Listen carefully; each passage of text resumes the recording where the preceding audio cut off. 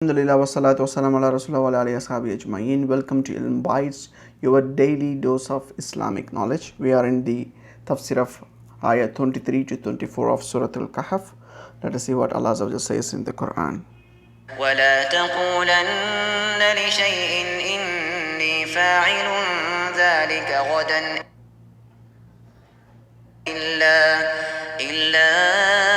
أن يشاء الله واذكر ربك إذا نسيت وقل عسى أن يهديني ربي لأقرب من هذا رشدا.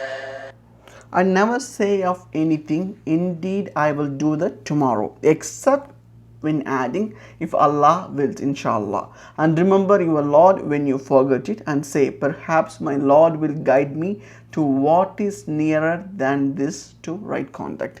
So after Allah discuss about the stories of the youth and people disputing and the number, and Allah is mentioning about the reason behind the revelation of this particular ayah. Why this story was revealed. This is from the Asbab and Nuzul.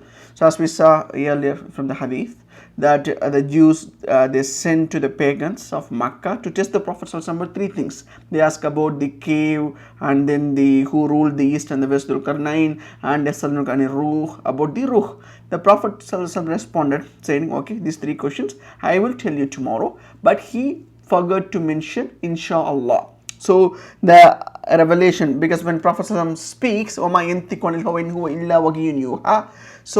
the revelation should come by, but it did not come. This means because he did not refer back to Allah by saying inshallah. So you can understand the revelation was stopped for the Prophet to teach him the lessons.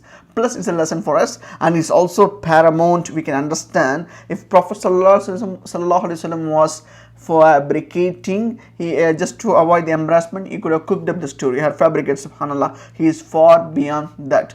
So this indicates that this kind of something tomorrow or the future, or what we do not know, what is not in our control, you should be referred back to the will of Allah Azza wa Jal. He is the knower of the unseen, owner of the unseens. He knows what is going to come, and he knows what he is going to prevent. So let us see like when to say this inshallah. By the way, when we say inshallah, it means that we are relying, having tawakkul on Allah Azza wa Jal after our effort, wealth and strength.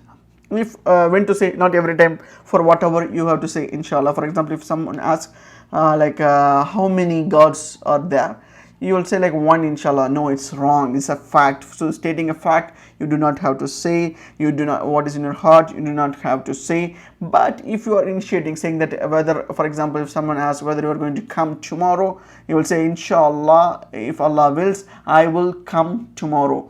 If they are asking about plans, they are asking about something in future, then you should say inshallah. But it doesn't mean I put all my things in Allah Azza wa Jal, so I can violate the promise. This is incorrect way of saying inshallah. When you say inshallah, you mean that I'm going to do, and what is going to prevent me is only Allah Azza wa Jal. So I'm putting with tawakkul, trust in Allah Azza wa Jal, that He will let me do what I am promising. I will come inshallah if Allah Azza wa Jal wills. So what are the benefits of saying inshallah? It is the benefits of which means inshallah means if Allah wills. There are two major benefits. One is that Allah will make the effort easy as long as you truly, sincerely say inshallah. And second is that even if you fail to do, it means you are not broken the oath, because you put your trust in Allah and you are taking steps. For example, you say someone, I'll give you the money tomorrow, you are sincere to it. If you don't take step because I said inshallah I'm not going to do that, that is incorrect. And also the number of other benefits we can mention is that we realize that Allah is the one who controls this day and the next. So we are putting our trust in Him, and it reminds that Allah is the one who will make things happen, and it reminds us that we have to have tawakkul in Allah in all our actions. And then Allah commanded the Prophet to say, Asa an yahdiyani rabbi li akraba min hada rashada. Perhaps my Lord will guide me to what is nearer than this to the right conduct. It means that, O Prophet, if you're asked something you know nothing about, then ask Allah about it. turn to him so that he will guide you to what is right, and Allah knows the best. This is what is mentioned in Tafsir Ibn Kathir. So let us see how to put this ayah into action. So let us, before we say that we do something in future, let us start saying inshallah, and let us not give us a chance to Satan, who will make us always forget. Prophet was Prophet forgot because of Shaitan making him to forget.